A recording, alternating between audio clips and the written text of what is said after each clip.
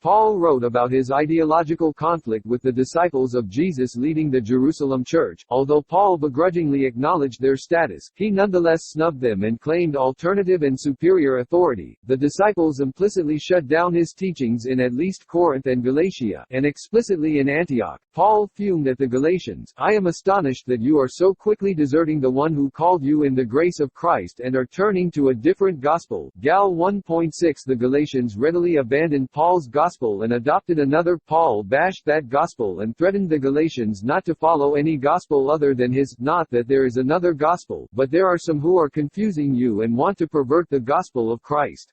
But even if we or an angel from heaven should proclaim to you a gospel contrary to what we proclaim to you, let that one be accursed. Gal 1.8-9 The messengers who brought that other gospel held more influential credentials than Paul, hence his exaggeration not to follow another gospel even if it was from an angel. Paul did not put forth an argument against the unnamed messengers or their gospel, he only condemned it, then tried to shore up his credentials by claiming that he once persecuted the church and now supports it, and that his gospel was revealed to him directly by Jesus. Neither of those claims are verifiable. Paul expects his audience to doubt his credibility, so he emphasized, "In what I am writing to you, before God, I do not lie." Gal 1:20 The Corinthians similarly abandoned Paul's gospel, "For if someone comes and proclaims another Jesus than the one we proclaimed, or if you receive a different spirit from the one you received, or a different gospel from the one you accepted, you submit to it readily enough." 2 Cor 11.4 Paul again revealed his legitimacy insecurity. "I think that I am not in the least inferior to these super-apostles, false apostles, deceitful workers, disguising themselves as apostles of Christ." 2 Cor 11.5-13 Paul attacked them without providing evidence or argument. Paul tried to shore up his credentials with the low-brow claim that he was pummeled for Christ more than them. "Are they Hebrews? So am I.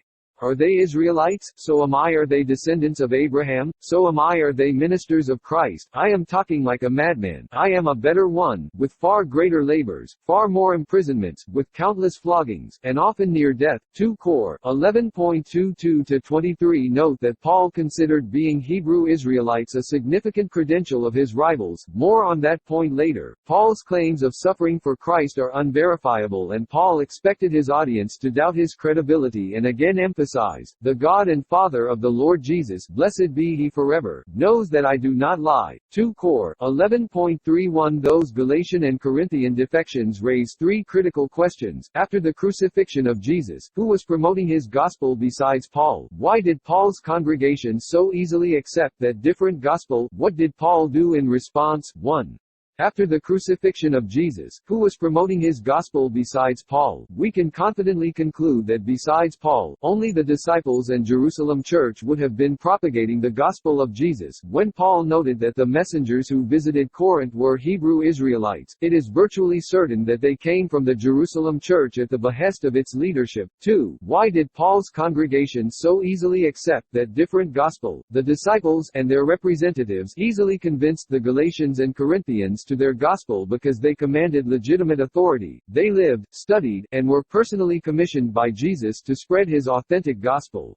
James, their leader, was even the brother of Jesus. Paul merely claimed that Jesus revealed his gospel to him, which was unverifiable, and which Paul's audiences doubted. Paul could never overcome that deficiency in legitimacy and felt deeply insecure about it. 3. What did Paul do in response? Paul never presented an argument against those rivals. Instead, he attacked them and threatened his audience not to follow them. He claimed that Jesus directly revealed the true gospel to him, legitimizing his authority, and claimed many fantastical stories to demonstrate his sincerity, none of which are verifiable. When Paul mentioned his meeting with the leaders of the Jerusalem church, he directly snubbed and downplayed their authority, and from those who were supposed to be acknowledged leaders, what they actually were makes no difference to me. God shows no partiality. Gal 2.6 Paul implied that he had all the answers, and that, those leaders contributed nothing to me. Gal 2.6 Paul belittled the authority of the disciples, but in the same breath, claimed they endorsed his mission. When James and Cephas and John, who were acknowledged pillars, recognized the grace that had been given to me, they gave to Barnabas and me the right hand of fellowship, agreeing that we should go to the Gentiles and they to the circumcised. Gal 2.9. Despite Paul's disdain for those authorities, Paul had to claim that they endorsed him to have any legitimacy in the eyes of his congregations, even though Paul was actually teaching a gospel contrary to that of the Jerusalem church. Paul explicitly recounted how his understanding of the gospel conflicted with the disciples in Antioch, until certain people came from James, he Peter, used to eat with the Gentiles.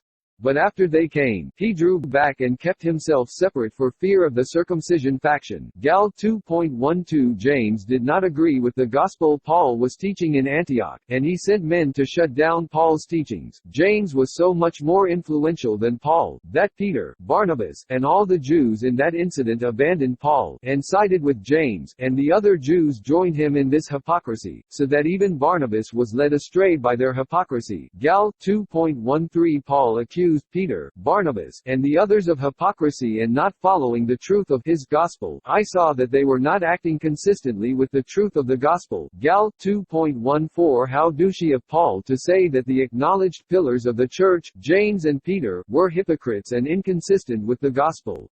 Paul goes on a monologue after that part of the incident, but we can safely assume that he failed to convince the Peter and the Jews of Antioch back to his position, since it would have been a monumental win for his ideology and it would have been impossible for him to fail to mention it. James and Paul did not share the same perspective regarding the gospel. Since James was the brother of Jesus and leader of his church, his authority always prevailed over Paul's when challenged. Paul's divergent gospel eventually prevailed only because the Gentile congregations influenced by him grew astronomically larger than the Jewish followers of Jesus, ultimately eclipsing them and snuffing them out. Salam, shalom, peace, love, and understanding.